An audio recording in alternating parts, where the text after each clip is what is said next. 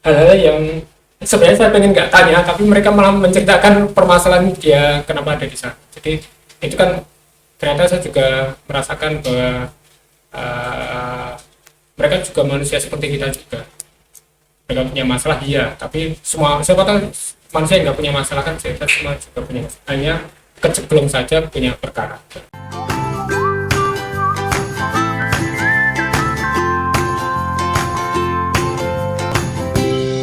Oke, terima kasih Kak Toto yang sudah berkenan nih main di Saka Kalpataru Sleman. Buat teman-teman yang melihat yang mungkin baru mengenal Kak Toto, tapi kalau teman-teman Pramuka Sleman nampaknya enggak udah pada kenalan Nanti bosan mungkin ya. dengan Kak Toto, apalagi teman-teman Saka Kalpataru. Ini Kak Toto ini adalah andalan cabang Sleman urusan pramuka penegak yang selalu menemani lah. Ini kalau kegiatannya selalu ketemunya dengan Kak Toto, bahkan nginep juga ya Kak. Nginep terus dari pagi hingga pagi lagi ini ketemu Kak Toto kalau kegiatan di Sleman. Kak Toto hari ini kesibukannya nopo Kak? Sama ya, kesibukannya biasa dari sekolah sampai menunggu waktunya pulang. Ini terus tapi ya intinya kalau di sekolah pun juga banyak kegiatan selain mengajar ya, ada pramuka. Terakhir tadi masih dampingi adik-adik juga persiapan untuk kemah yang besok. Sakalpataru juga diundang kan. Oh ya, itu kemah online atau kemah jadi semi online, kita bertahap. Jadi sebelum kita full offline nantinya kita kemah beneran kemah hanya mengendirikan tenda ya, kita bertahap. Sekarang masih uji coba. Jadi satu sangga ini kan 3 hari kemahnya, jadi satu sangga itu mungkin dibagi 3. Nanti hari pertama perwakilan sepertiganya, jadi kalau misalnya 6 atau mungkin 9, jadi 3 orang pertama di hari pertama. Kemudian 3 hari kedua berkegiatan apalah di hari kedua. Nah di hari ketiganya penutupan sekaligus perwakilan sangga yang terakhir. Jadi semuanya diberi kesempatan untuk hadir di sekolah. Nah, yang lain itu dari rumah. Ya, ini mungkin ada yang belum tahu juga, ini yang diceritakan tadi di SMA Negeri 1 Segen, ini tempat Kak Toto. Saya juga pembina juga. Pembina di SMA 1 Segen, ceritanya bagus. Justru saya masih jadi penasaran ini kan. Jadi Kak Toto bersama teman-teman Dewan Ambalan mencoba untuk kemah semi online. Nah, ini semi offline. Oh, semi offline bukan semi online. Ini sudah online sudah biasa. Jadi kita pengen justru kita menujunya kan offline. Semi offline. Yang saya tertarik itu dengan SMA 1 Segen itu tiap kemah itu selalu berbeda nih kalau Kak. Selalu berbeda dan nggak pernah sama. Nah ini saya yang mengikuti, lihat di Instagram, lihat di Twitter, terus dan sering juga diundang teman-teman Sakalpataru buat main ke sana itu nggak pernah sama Kak. Nah ini apa sih Kak yang membuat menjadi kadang-kadang beda gak rutinitasnya sama ini? Apakah yang dilakukan ini bicara di sekolahku dulu berarti? Iya kan, ngobrol. Mungkin ada yang mau ada yang mau meniru, bukan meniru sih, mencontoh lah. Ya, terima kasih. Ini satu kesempatan yang mungkin bisa kita saling sharing ya. Ilmu itu kan tidak akan pernah habis dan kalau meniru pun pasti akan berbeda. Ya, betul. Maka kalau apa yang tidak ada rahasia khusus di SMA yang saya bina di SMA Negeri 1 Segen, saya selaku pembina selalu menekankan bahwa kalau mau mengadakan kegiatan pasti kalau gampang ya, cara ngomongnya gampang, harus berbeda dengan kegiatan yang lama itu gampang, tapi pada pelaksanaannya memunculkan ide itu kan yang susah. Jadi kalau hanya muncul harus beda itu kan hanya di ucapan, tapi kalau melaksanakan itu kan mereka acuan dari mana kan jadi bingung. Maka biasanya yang saya sampaikan selalu, kalau mungkin saya pernah ngobrol sama Kak Taufik ya, kalau mereka mengajukan ide gagasan selalu saya sampaikan bahwa ada yang salah di situ. Selalu akan saya seperti itu, entah itu proposal atau apa, dan memang kalau dicek memang ada yang salah. Iya, memang itu faktanya, memang ada yang salah, selalu akan seperti itu. Dan itu memberikan kesan bahwa mereka harus menampilkan sesuatu yang baru, bukan asal baru ya, tapi sesuatu yang baru ini jangan sampai mereka punya kebanggaan bahwa mereka harus ada yang di ciri khas dari angkatan tersebut, yang akan saya bawa, akan saya ingat-ingat suatu saat ketika saya punya karya di pangkalan saya, itu yang mereka banggakan seperti itu. Iya. Ya. Saya juga Kak Toto ini kan luar biasa ya Kak, membawa SMA 1 Segan dengan berbagai perubahan, sudah Biasa aja kayak online.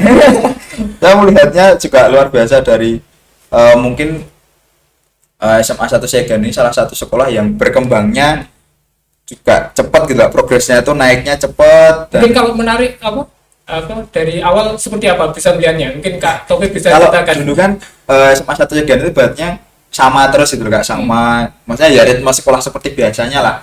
Jadi dikunci oleh rutinitas atau oleh adat lah istilahnya. Kalau kita teman-teman penegak itu kan kadang-kadang kita terlalu dinamika di adat, Ya. malah justru mengunci diri kita sendiri, tidak mau Membelenggu, ya. tidak mau berinovasi. Wah, adatnya seperti ini, nanti ketemu kakak kelasnya Sama lagi. adatnya ini ya, padahal ya kita penegak itu ada salah satu kuncinya adalah kreativitas. Nah, ini di SMA 1 Segan kreativitasnya juga jempolan banyak, dan bahkan nama kemahnya aja nggak pernah sama kan? Tidak pernah.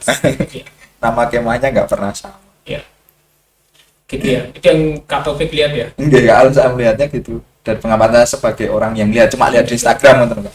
Ya, kalau saya nanggapi ya alhamdulillah pencapaian, kalau saya anggap ini masih proses ya, bukan pencapaian terus berhasil, tidak. Tapi kalau kita bicara masalah pengembangan diri peserta didik, itu selalu tidak akan pernah selesai karena selalu orangnya kan berbeda-beda dan tidak bisa dibandingkan antara satu angkatan dengan angkatan yang lain. Mereka punya kebanggaannya sendiri. Itu yang selalu saya tanamkan juga, bahwa keberhasilan kakak-kakak angkatan itu tidak akan ada artinya kalau adik-adiknya juga tidak Bisa menjadi lebih tidak baik. bisa menjadi lebih baik ya, seperti itu. Jadi salah satu yang tanamkan keberhasilanmu tuh ini kepada peserta didik saya, bukan ketika kamu sukses menyelenggarakan kegiatan, tapi ketika adik-adikmu besok kelak itu lebih baik dari kamu. Wow. Itu saya tanamkan mulai ya sudah agak lama ya, tapi memang untuk mengubah tradisi itu memang harus pelan-pelan. Kalau tadi Kak Taufik menyampaikan bahwa dulunya SMA Negeri 1 Segan itu SMA yang biasa-biasa saja ya, artinya secara pramuka ya, kegiatan pramuka bukan siapa-siapa, tidak terlihat di Sleman secara umum ya. Memang ada perlu gebrakan. Memang saya akui waktu itu saya memang harus keras memotong jalur senioritas ya, itu harus dipotong. Jadi ya konsekuensinya ada banyak pertentangan pastilah. Orang baru perubahan itu pasti ya perlu. Pembina itu siapa, kok tahu-tahu sampai sini kok tradisi yang sudah ada harus dihilangkan. Nah, tapi saya juga punya dasar karena ini penegak ya. Penegak kalau dia katakanlah berontak, pasti kan kita argumentasi kita harus tepat. Nah, argumentasi kita apa? Kita punya pegangannya dari PP-nya itu, PP Polmekin TD, itu saja sebenarnya, satu itu baru kita kembangkan yang lain. Karena Polmekin TD aja kalau kita kupas saja itu jelimet ya, itu kalau kita kupas sampai dalam, itu belum nanti sikap pembina seperti apa, nanti dia nambalan seperti apa dan seterusnya. Itu perlu pembiasaan yang tidak sebentar, jadi cukup butuh banyak waktu. Dan kalau pengen tahu ya, sampai saat ini pun masih berproses di SMA Negeri 1 Segan. Kalau ini bicara masalah SMA yang saya bina ya, memang masih belum selesai, masih perlu pembenahan. Saya akui masih banyak yang belum dilakukan. Berarti memang ya semua sekolah itu kan ini Oh ya, satu lagi mungkin saya tambahkan ya. apa? Saya pun bisa seperti ini kan juga belajar di SMK Negeri 2 Depok. Kalau ini mau cerita ya, karena saya dulunya kan juga pembina di Stembayo ya, yang dikenal dengan Stembayo. Tapi ya intinya dimanapun kita berkiprah, disitulah kita tetap mendharma baktikan kita selaku pendamping para tunas-tunas bangsa ini ya, yang akan muncul ya. Ya insya Allah dengan teman-teman di standby kan juga tetap akrab dengan Kak Taufik, kemudian dengan teman-teman yang sekarang sudah tampil di di cabang atau di cabang itu daerah. masih sering, oh ini Kak Toto dulu pernah dia, kan masih ingat Iya. gitu kan. Nah, memang ya tiap sekolah punya Ciri ciri khasnya masing-masing dan Oh ya, ini satu lagi ya, punya ini juga. kok kaget ada Kak Taufik. Jadi yang saya tanamkan, kita bisa meniru tapi tidak akan sama persis, Oke, karena betul. pasti akan sesuai dengan situasi di mana pangkalan itu akan berada. Juga kan juga berbeda input mereka, kemudian ciri khas. Contoh misalnya Standby You itu kan teknik ya, sepertinya itu ini akan berbeda kalau dengan sekolah SMA yang SMA, akan betul. berbeda. Bagaimana berkegiatannya juga sudut pandangnya akan berbeda. Maka membandingkan itu kalau kalau dari segi apa antar sekolah itu mungkin tidak akan selalu sama. Bandingkan aja dengan prosesnya akan seperti apa, apakah akan lebih baik. Nah itu yang kita tekankan. Dan juga karakter siswanya juga menjadi peranan penting ya Kak. Karena kalau yang teknik mungkin dia lebih orientasinya nanti kemana bekerja dan lebih bagaimana mereka etos kerjanya, semangatnya di sana. Tapi kalau SMA itu kan mungkin dia lebih kreatif Ya. dan juga dia pikirnya memang terpacu terus karena ketika nanti lulus SMA pun yang nanti targetnya adalah kuliah, berarti harus Betul. ada nilai-nilai pengetahuan yang menjadi poin utama. Mungkin kalau teknik kan keterampilan, terus etos Ada yang kerja, praktis ya. keterampilan praktis. Nah ini membawa SMA 1 Second juga luar biasa ya, berarti memang Alhamdulillah kalau dukungannya komplit nih lah, dukungan dari sumber daya siswanya juga memang bagus dan selalu bagus. Dan apalagi tadi sampai oleh Kak Toto kan berpasti protes, nah sekarang aja sudah bagus kan, berarti masih ada capaian yang Iya, ada cita-cita yang belum dan tercapai. selalu yang jadi pembina tuh, kalau jadi pembina ya itu selalu ada sesuatu yang tahapan yang itu harus diselesaikan. Jadi kalau ini tahap ini selesai, pasti ada sesuatu yang harus kita capai lagi berikutnya. Maka tidak hanya peserta didik, pembina juga harus mengikuti perkembangan zaman dengan beradaptasi. Dan mungkin ada beberapa hal yang tidak saya sampaikan karena memang jadi ciri khas pembina, selalu ada yang ingin ini mau saya apakan tuh ini adik saya ini Pasti ada keinginan apa ya, target-target pribadi yang memang menjadi cita-cita yang nanti ditularkan kepada siswa. Karena pada akhirnya ya pembina itu kan pencapaian terbesarnya adalah peserta didik enggak? Maksudnya kita betul ya. pun saya juga pembina satuan juga, Betul, jadi ya. apalah kita kalau ternyata peserta didik kita sama seperti kita aja tidak bisa kan, kita juga sepertinya kita kemana-mana, aktif di mana-mana, tapi peserta didik kita aja minimal sama seperti kita aja nggak sampai ya, menjadi introspeksi sendiri buat kita lah. Ya, setuju kalau itu ya. Jadi kalau namanya pembina berhasil ya kalau dilihat dari indikatornya peserta didik saja, selesai. Sebenarnya pembina kan bukan kok dia tantangannya banyak. Sebenarnya itu memang simbol ya, tapi kalau secara orang melihat ya hasilnya apa kan paling gampang ya peserta didiknya seperti apa.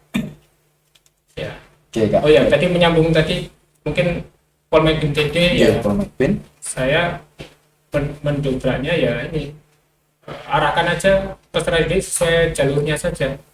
Di dunia penegakan selalu dia wadahnya tidak hanya di Ambalan, Oh oke. dia lepaskan aja belajar sendiri-sendiri.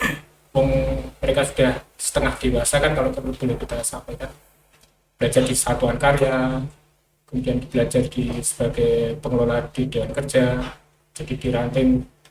Kemudian mulai saya meng-create mereka untuk membantu membina di penggalang maupun siaga. Nah, itu yang itu luar biasa itu kalau selalu saya tekankan setiap tahun, meskipun selalu ada kendala tapi tidak boleh pernah berhenti, karena memang jalannya mereka harus ke sana, harus belajar membina adik-adiknya di siaga maupun penggalang. Setidaknya di sekolahnya dia waktu SMP dulu ya, SMP atau SD. Betul. Ya berangkat dari SMA 1 Second ini kan berarti kan Kak Toto juga mengamati kondisi penegak yang ada di Kabupaten Sleman. Nah, menurut Kak Toto untuk penegak di Kabupaten Sleman ini sudahkah berjalan sesuai dengan mekanismenya dalam artian Polmed atau ya kita masih berproses bersama-sama untuk mencapai ke sana. Kalau menurut pandangan Kak Toto pribadi? Ya, karena kalau bicara Sleman itu kan luas ya, dari Minggir sampai Prambanan sana, sampai ujung Cangkringan sana. Kalau di Satuan Penegak pun bermacam-macam karakter, tidak hanya karakter peserta didik tapi karakter pembinanya juga. Pembinanya juga. Itu pasti ya, dari yang kalau orang yang sering berkiprah di cabang pasti paham ini sekolah ini seperti apa. Nah, pada prinsipnya kita yang saya sampaikan pilihan istilah yang mungkin tepat, kita masih berproses, belum sempurna benar karena memang ada banyak permasalahan yang ini harus kita benahi bersama-sama, tidak hanya di cabang, karena cabang pun tidak boleh bergerak sendiri karena kepanjangan di cabang dia punya ranting. Ya, Di ranting itu juga ada andalan penegaknya juga. Satu sisi kalau kita bergerak nanti juga kita mungkin melangkahi yang terlalu jauh, dan andalan penegakan tidak mengurusi pembinanya, dia mengurusi peserta didiknya. Dan kalau kita mau ke peserta didiknya juga belum tidak serta merta langsung ya, maka kita pendekatannya juga ke pembinaannya. Nah, ada satu poin yang menjadi bagusnya, karena sekaligus saya juga pelatih juga. Jadi kalau saya sebagai pelatih kan juga pelatih yang ngurusi penegak, jadi pendekatannya juga ada dua sisi. Selain saya selaku di andalan penegak, saya mencermati kegiatan di penegak Pandega, di pembinanya saya melalui jalur di pelatihnya tadi. Seperti kemarin waktu Karang Pamitran juga saya banyak sharing dengan teman-teman dari pembina penegak Sleman, dan banyak akhirnya bermunculan dari mereka bagaimana cara untuk supaya penegak di Sleman ini bisa lebih baik lagi gitu. Kalau yang menjadi poin penting dalam membina dan mengembangkan pramuka penegak ini, poin pentingnya ada di mana sih Kak? Di kecakapan kah, atau di kegiatan di kuartir, atau di gugus depan? Karena kita juga mengetahui kalau setelah lulus atau mungkin kelas 3 lah, kelas 3 SMA itu sekarang ya mungkin ada yang sudah kendor pramukanya. Nah, ini kalau pandangan Kak Toto? Ya, kalau pengen angka minimalis yang target kita harus kita capai, ya seperti saya sampaikan tadi yang saya lakukan di SMA Negeri 1 Segan, kita jalur 3 wadah tadi kita optimalkan. Jadi di pangkalan penegaknya, satuan penegak di ambalannya. Kemudian yang kedua ada di satuan karya, kita optimalkan di sana juga.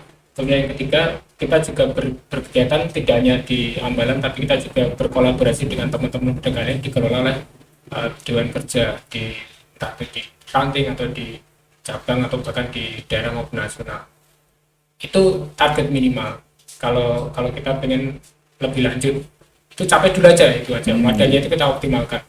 Kemudian ya sama ya, kalau prinsip pembinaan kita tahu ada bina diri, bina satuan, bina masyarakat itu juga bagaimana cara kita pembina. Tapi kalau mengingat pada poin apa supaya kok dilihat supaya pembinaan itu bagus atau tidak.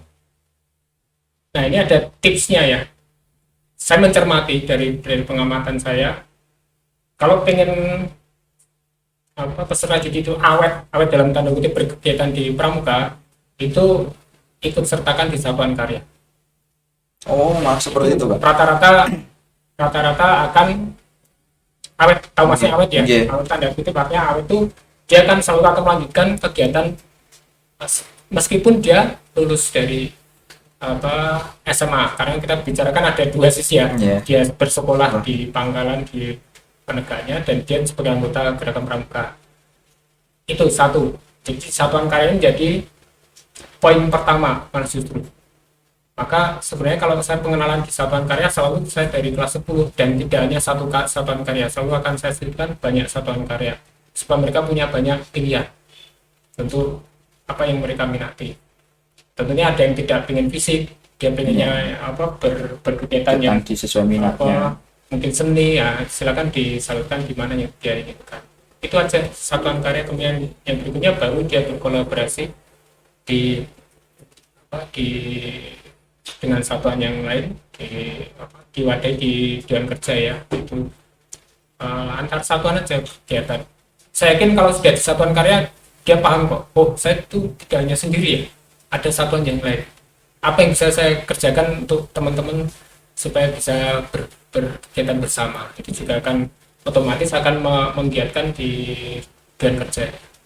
Apalagi kan kalau di gugus depan itu kan ya nggih ngapunten, kalau di gugus depan kan mungkin juga kakak-kakak yang mendengar ini ya kegiatannya mungkin ada pada ruang rutinitas gitu loh Pak. Tapi kalau di satuan karya ya satu, mereka punya kesempatan untuk menjalin komunikasi yang lebih luas. Temennya baru terus, temennya baru terus, dan jaringannya luas. Jadi mereka bukan hanya terkunci dalam tembok sekolah, tapi juga melebarkan pengetahuannya, komunitasnya, organisasinya.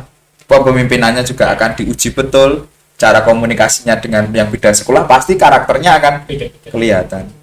Iya. Bahkan dulu ada juga saya tambahkan, termasuk memberikan rasa percaya diri. Oh iya.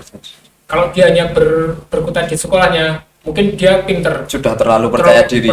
Tapi kalau keluar kan baru kelihatan, oh ternyata itu saya juga bisa mengaktualiskan diri saya, ternyata juga diakui di dunia selain sekolah saya. Kemarin yang menarik ini enggak, tahun kemarin enggak yang Anjang sana itu, iya. Dari SMK 2 Depok kemudian ke SMA 1 Segan, itu juga cerita dari adik-adik juga ini kan. Oh ternyata di sekolah lain itu ada sih yang ada yang lebih baik dari kita gitu. Jadi kadang-kadang kita sudah merasa oh sekolah aku nih paling baik, tapi ketemu sekolah lain oh belum tentu. Jadi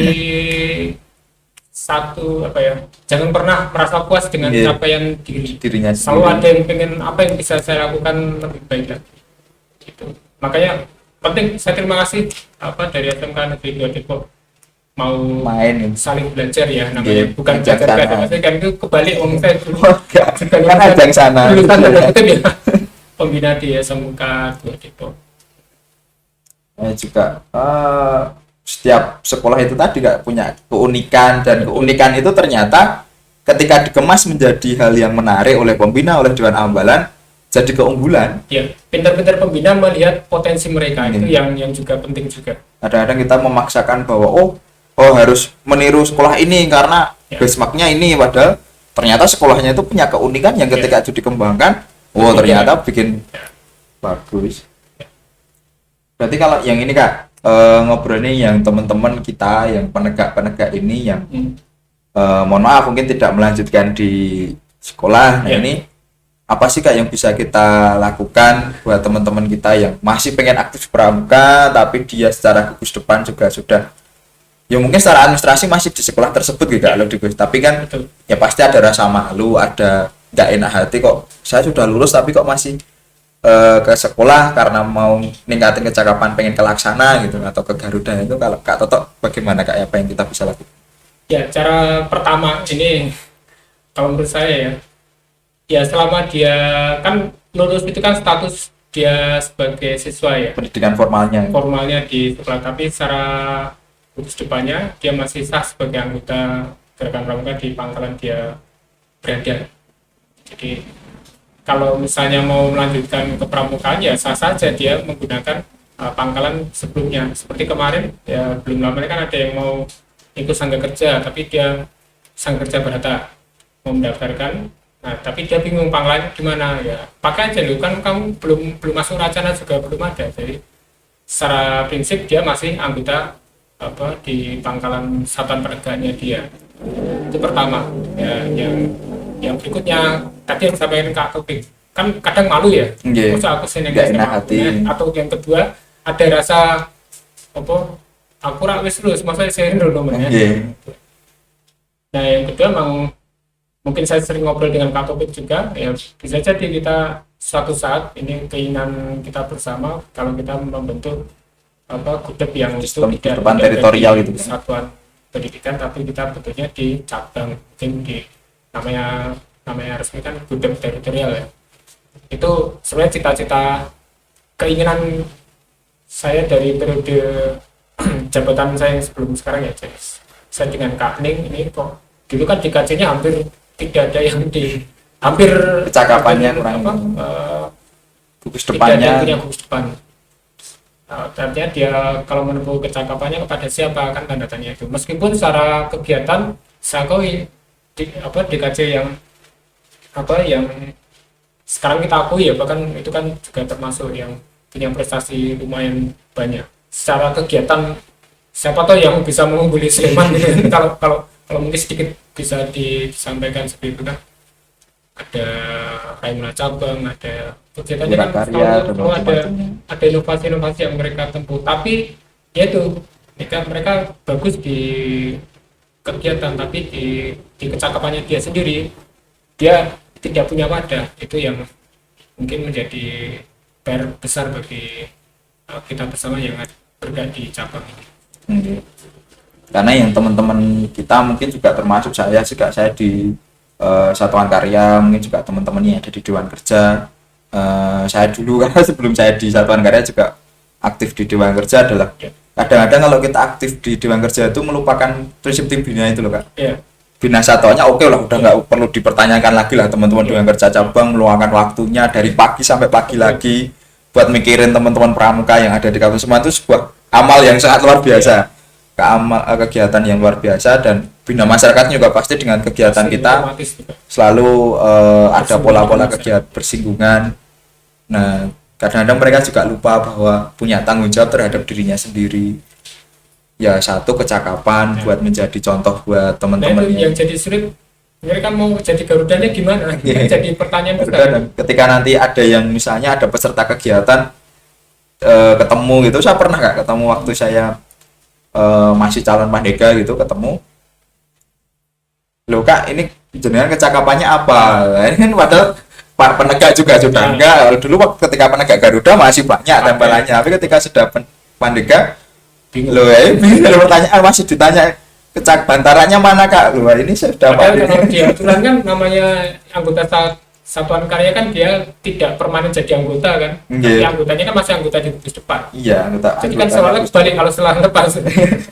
anggota, iya tetap harusnya anggota Satuan Karya itu juga anggota di Gugus Depan, bukan anggota Satuan Karya ngikut di Gugus Depan. Karena yang menjadi dinamika di Kabupaten Sleman. Kan soalnya kan satuan karya itu kan kayak dititipkan untuk belajar kan. Iya, Kayak- titipan kayak belajar. Kalau kita boleh istilah yang mudahnya kan seperti.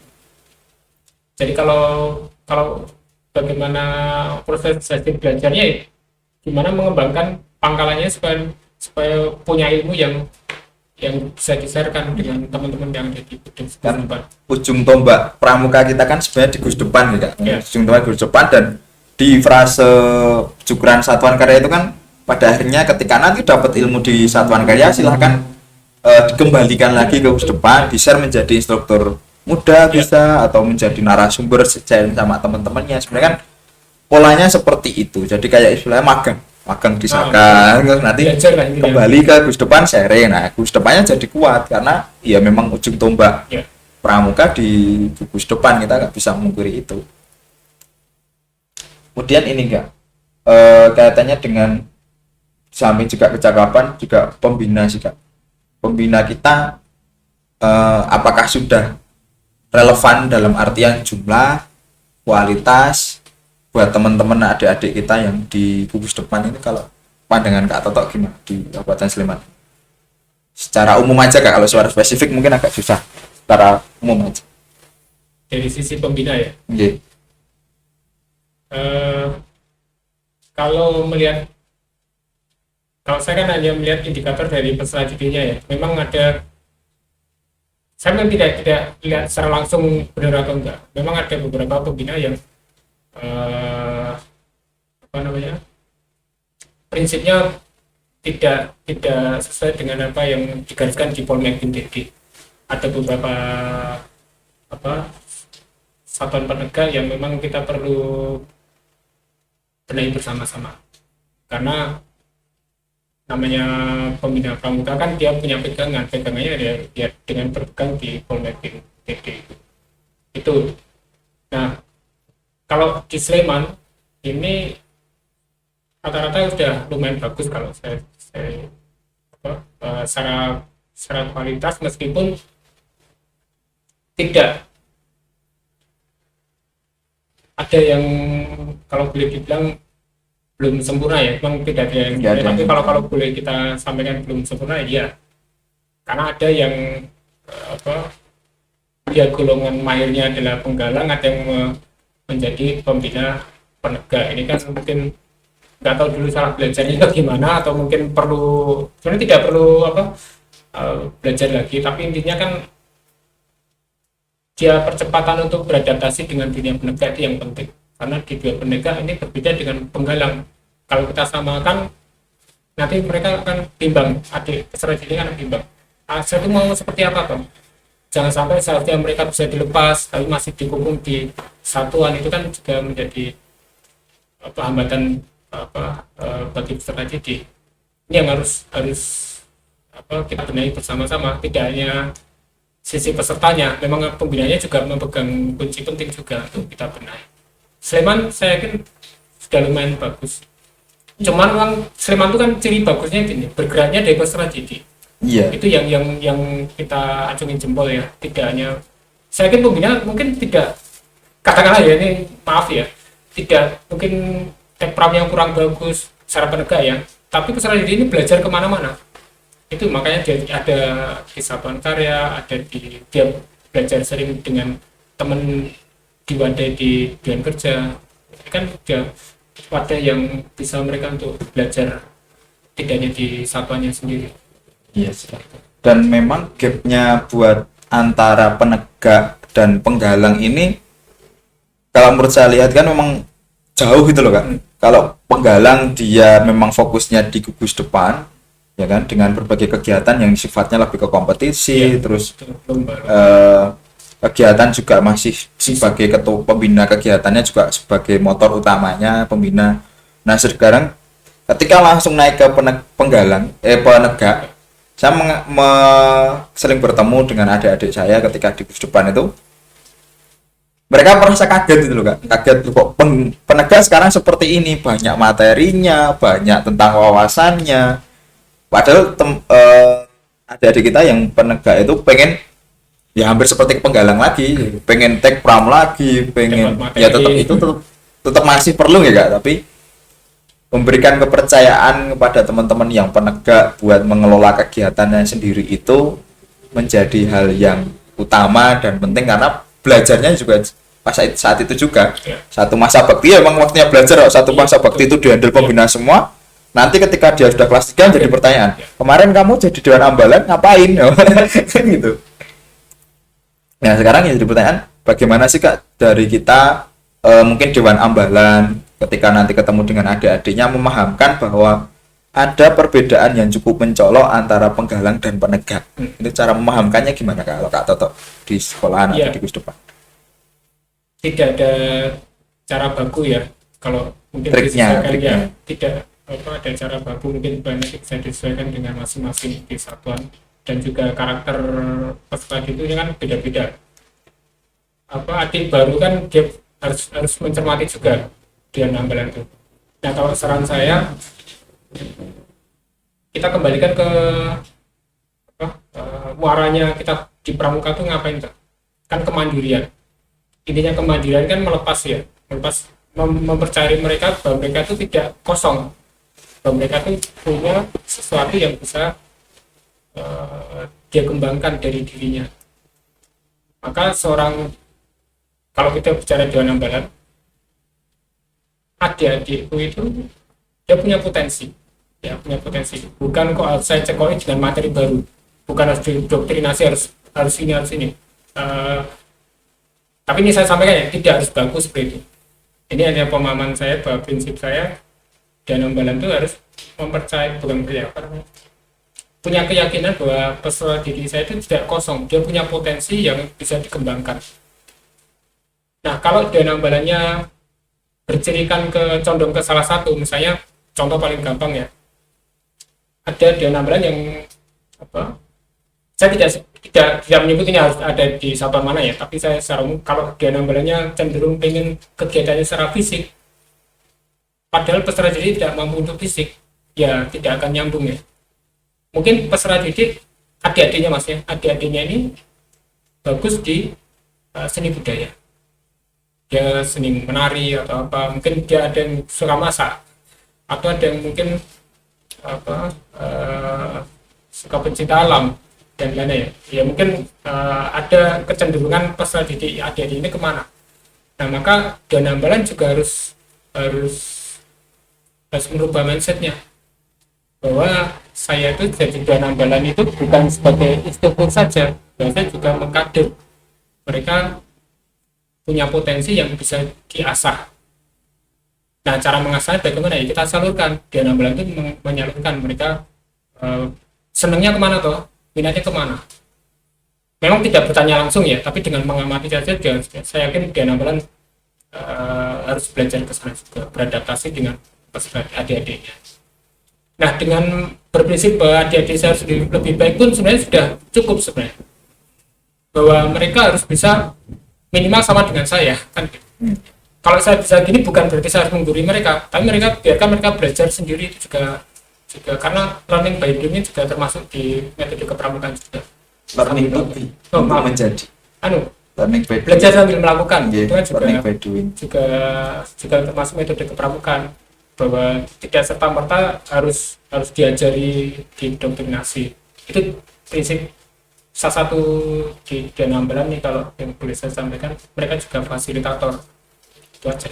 Dan yang memegang peranan penting di kursi depan penegak itu kan sebenarnya juga Dewan Ambalan sih. Iya. Pembina itu tangannya cuma 2, tapi kalau Dewan Ambalan itu tangannya banyak. Iya. Mereka punya idealisme sendiri, mereka punya semangat dan punya kreativitasnya sendiri.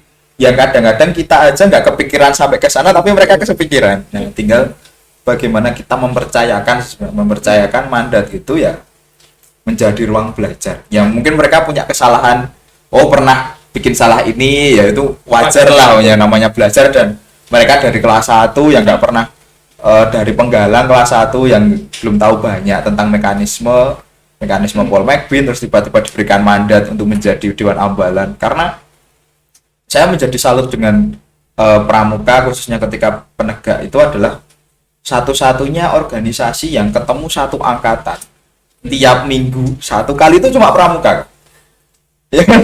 Latihan rutin kan Dewan Ambalan katakanlah 50 orang. 50 orang ketemu satu angkatan katakanlah 200 orang. Tiap minggu ketemu, entah daring entah luring, ketika dulu masih sebelum pandemi juga ketemu terus. Nah, justru yang paling terbangun secara manajemen, terbangun secara public speaking, komunikasi ya justru ini masa depan bangsa ini di Dewan Ambalan ini sebenarnya. Nah, dia memimpin ini lebih daripada memimpin satu kelas. Kalau mungkin guru satu kelas 32 orang, nah ini Dewan Ambalan bisa 50 orang gitu. Jadi kalau saya mengatakan pembina penegak itu yang dibina adalah Dewan Ambalannya. Ya bisa jadi. Bisa jadi seperti itu. Dewan Ambalan sudah terbina dengan baik, ya adik-adiknya itu sudah melekat di Dewan Ambalannya itu secara pembinaan. Jadi pembinaannya sudah dilakukan oleh Dewan Ambalan. Jadi kayak kepanjangan tangan pembina itu ya Dewan Ambalan itu. Dan prinsipnya kan dari oleh dan untuk kan, yang juga menjadi Dewan Ambalan sangat berperan penting di sana juga. Nah, tapi kendala pembina kadang belum ikhlas, sebenarnya belum mau melepas itu, yang mungkin juga menjadi kendala bersama juga. Juga ketika saya di awal ketika pembina satuan di penegak itu juga karena dulu saya pernah merasakan kehidupan di penegak dari mulai Dewan Kejar Ranting, DKC, DKD, kemudian di Satuan Karya itu juga saya ini tahu sebenarnya, tapi ketika di sekolah ini mereka itu tuh punya masa sendiri lah, sendiri, cara belajar sendiri. Nggak mungkin seorang pembina terus tiba-tiba memaksakan gue kudu ngerti ini ya, ini nggak bisa. Kadang-kadang kita harus legowo dengan dinamika itu. Kita nggak tahu cara penyelesaian dia memecahkan suatu masalah kan mungkin berbeda dengan cara kita. Bisa jadi dia menemukan sendiri itu malah lebih bagus juga. Maka kadang jadi pembina itu kan juga agak tegel sedikit kalau misalnya melepas sebentar lah. Baru nanti kan lihat ternyata bisa juga. Nah gitu kan, itu yang menjadi muara itu, dia juga belajar sendiri dari dia berproses menyelesaikan satu apa, mungkin dalam kegiatan atau apa kan. Dan saya tuh malah sekarang ini nggak merasa bangga ketika ada adik itu sudah mampu dengan caranya mereka sendiri. Jadi bukan mampu dengan cara apa yang saya berikan caranya, oh gini caranya enggak, tapi mereka menemukan caranya sendiri, kemudian dengan cara mereka, yuk wajar lah kalau masih ada miss itu wajar lah, namanya juga masih Belajar. SMA, SMK, itu juga apa ya, semangat untuk ini aku loh, ini semangat buat keakuan itu, semangat keakuan ini masih besar buat anak-anak. Eksistensinya dia merasa harus diakui. Merasa harus diakui, dan ya memang harus diakui ya, karena mereka sebenarnya pada intinya ikut organisasi kan salah satunya ingin pengakuan, nggak mencari jati diri, mencari identitas. Oh ternyata dengan biasa mereka berproses dengan dinamika yang ada di organisasi. Ya. Kemudian ini nggak, ini juga mungkin ngobrolnya sedikit sensitif nih. Jadi di Sleman ini kan ada salah satu pembinaan yang luar biasa, mungkin berbeda dengan kuartet cabang yang lain, adalah pembinaan pramuka di lembaga pemasyarakatan. Nah ini Kak, ngeri.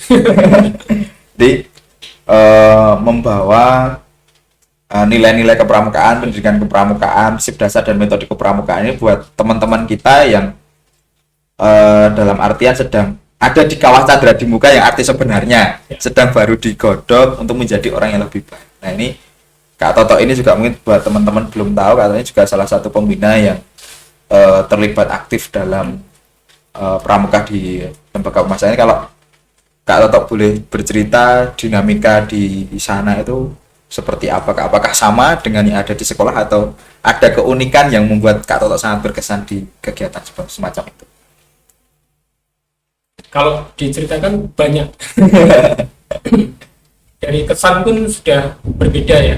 Dari kesan kita mau latihan saja sudah berbeda dari kalau kita mau latihan di gudeg yang pendidikan formal yang biasa. Masuk saja sudah melalui pintu gerbang yang itu 2 lapis. Harus lapisan pertama itu harus dibuka pintu besar, kemudian setelah itu dicek, tidak boleh bawa HP, semua harus dimasukkan, dan berikutnya setelah itu masuk di ruangan lembaga pemasyarakatan. Nah memang meskipun banyak yang bisa yang bisa diceritakan, tapi tidak semua bisa diceritakan karena ada beberapa bagian yang mungkin sensitif, jadi tidak bisa disampaikan.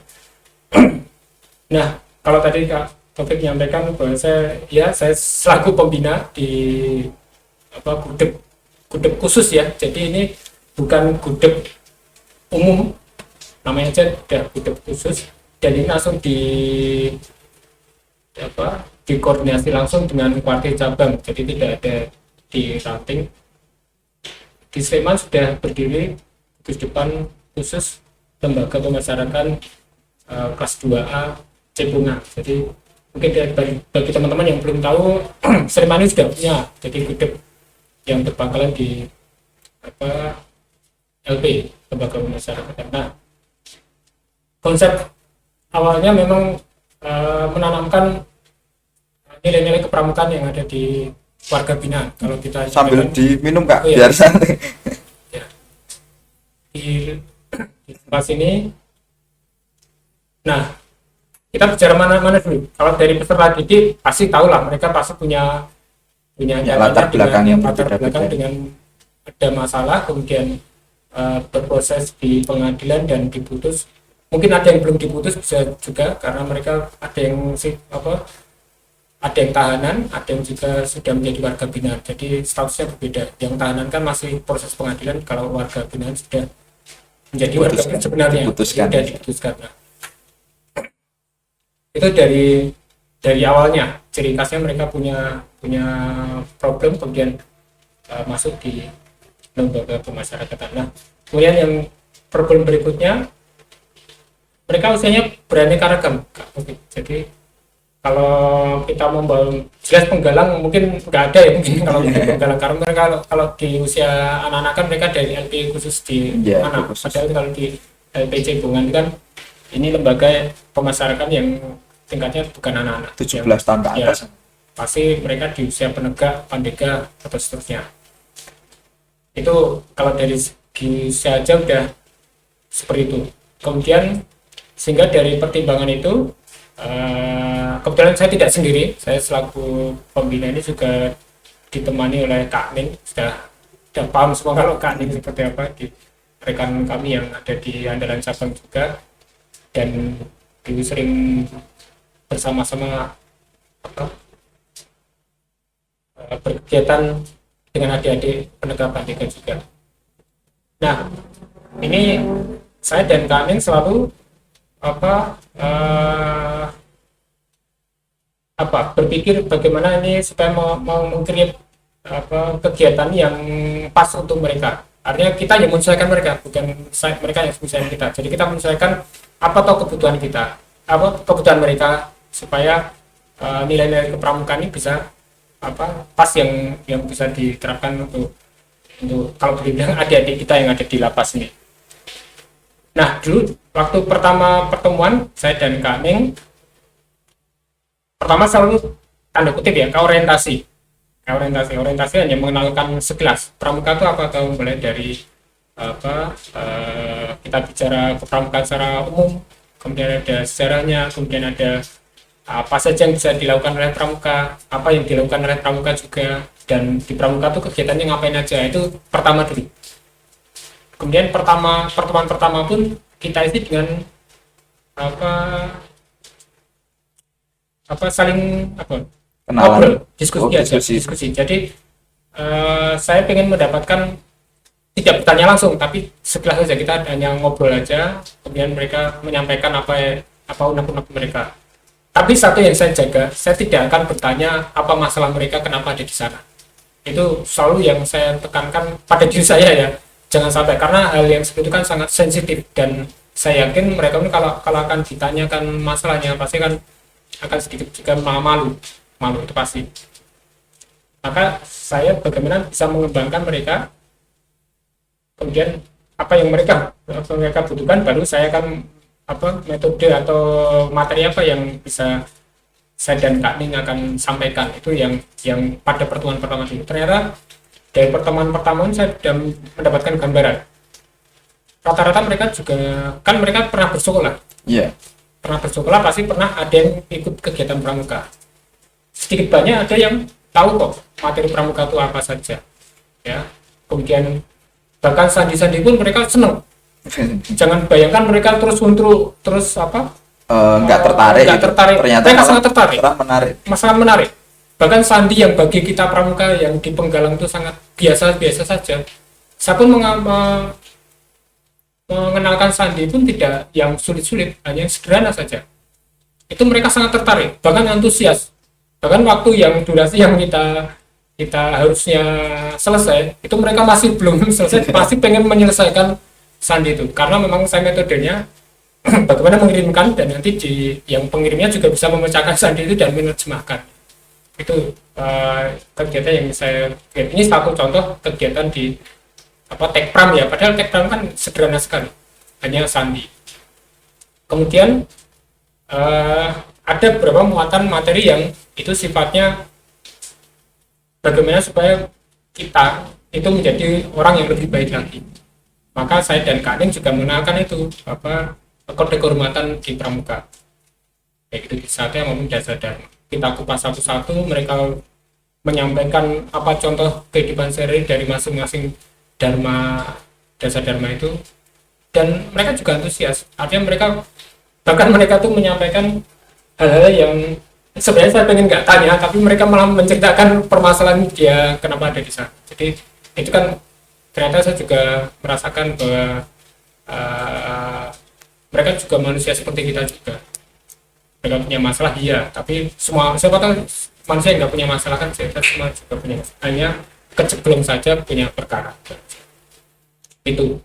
Jadi ya memang saya malah melihatnya ini yang di lapas ini ya benar-benar ini sih Kak. Jadi peran pramuka ini benar-benar terlihat. Jadi dalam membina masyarakat ternyata internalisasi dari Dasa Dharma, kemudian dari teknik kepramukaan itu bisa menggugah semangat teman-teman kita yang baru sedang dibina atau sedang berkena masalah ternyata punya semangat yang lebih dengan cara pramuka itu ya, yang jadi luar biasa. Iya, memang menjadi motivasi tersendiri kalau kita mengenal pramuka. Tentunya kan banyak gembira, banyak apa, nyanyi-nyanyi, banyak tepuk-tepuk, kemudian ada ilmu-ilmu yang ilmu itu disampaikan secara tidak langsung dalam berkegiatan. Jadi mereka kalau di pramuka tidak merasa digurui, dan mereka belajar dengan mengikuti kegiatan saja sudah dapat ilmunya. Itu yang menariknya di pramuka dikemas dengan kegiatan. Itu artinya nilai-nilai di pramuka ya kalau disampaikan nilai di pramuka apa tuh, dia termasuk apa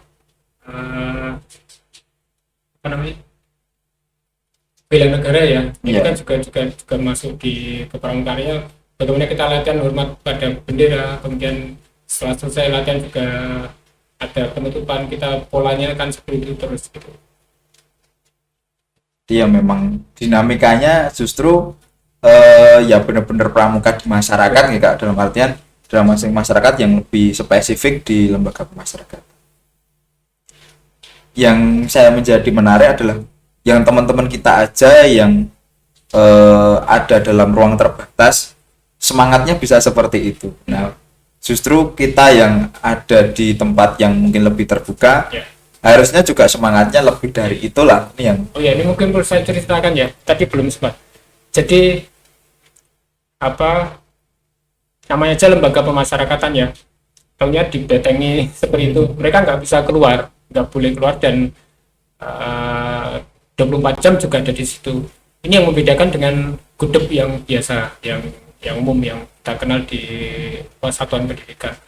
Itu kesulitan yang pertama. Kesulitan yang kedua tentunya kan kalau kita nyampaikan mereka penegak pandega meskipun tidak, kan harus berkolaborasi dengan teman-teman di pangkalan yang lain. Ini yang tidak bisa disampaikan di lapas.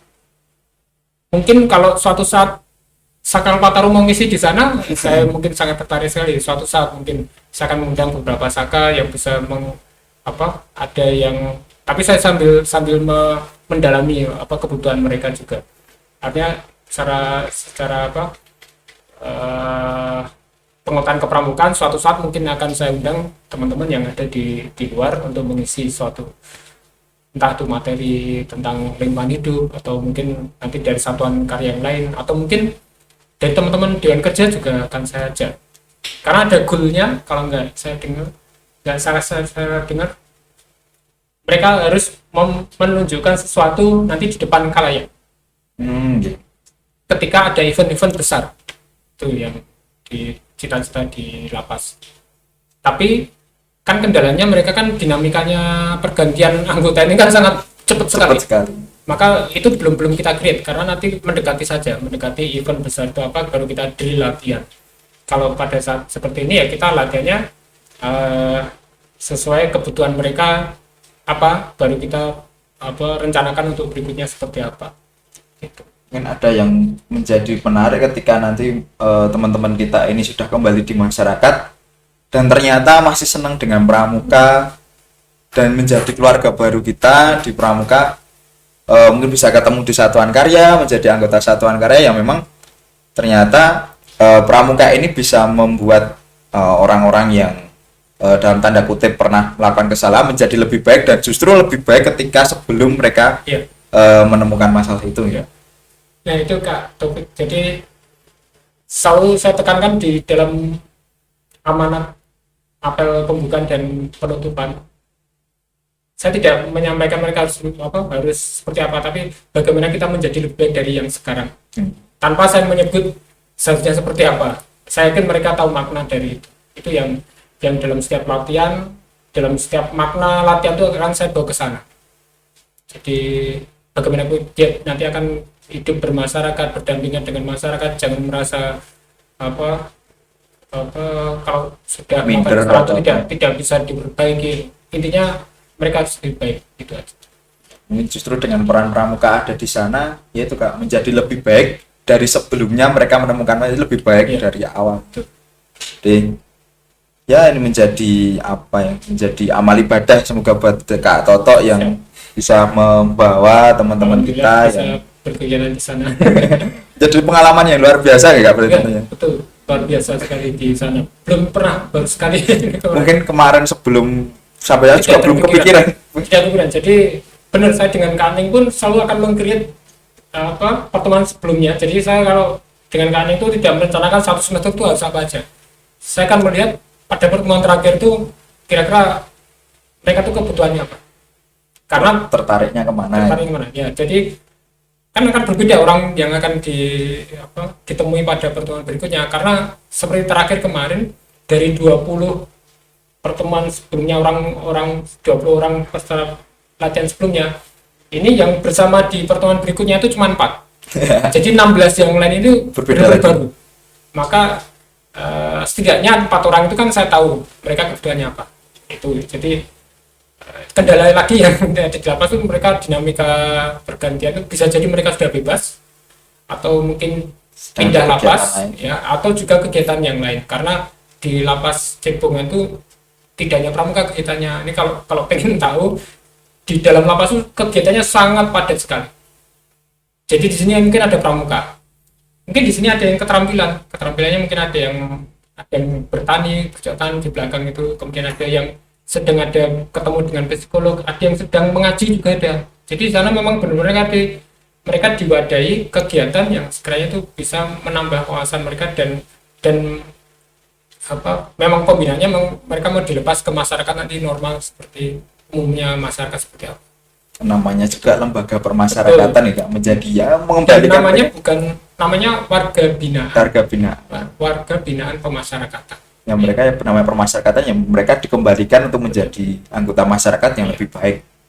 Ya. Mungkin itu Kak Toto, mungkin ada pesan yang buat teman-teman kita penegak Pandega, teman-teman kami di Kabupaten Sleman untuk saat ini di masa pandemi ini yang mungkin sudah mulai turun. Nah, apa pesan Kak Toto buat kegiatan-kegiatan kita di Gus Depan ataupun di kuartir di Satuan Karya Kak?